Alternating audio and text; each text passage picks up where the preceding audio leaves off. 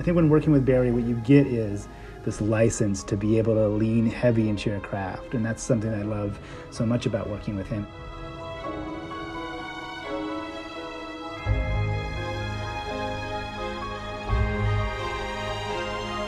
Oftentimes I feel like my job is to provide context, just sort of set a stage for things, but there is definitely a need and a want to really reference Cora's journey, so it does feel like she's traveling. It's a balance because, you are telling Cora's journey from Georgia to Indiana, but we shot the whole series actually in the state of Georgia. We definitely created different LUTs for each state as well to sort of, illustrate the differences and the changes that Cora's, taking upon her long, long journey. Miss Cora? We're going to take it to Georgina.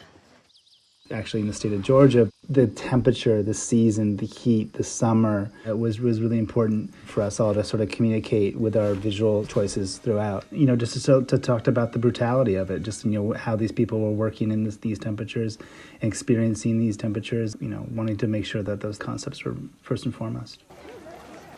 We created a LUT largely based around Gordon Park's segregation series, which, was shot on Ansichrome film stock. It ended up doing this very strange thing, particularly to greens. I sort of immediately felt when reading the script that seemed to sort of apply. Stupid animal! That episode is such a perverted perspective. We're sort of really presenting the show from perversion of the story. The way we're filming it and the creative choices that we have going are sort of odd and off. I'm thinking about that big high-angle wide shot of the women exercising in the green grass. And I'm thinking about some of the close-ups of Cora in the museum.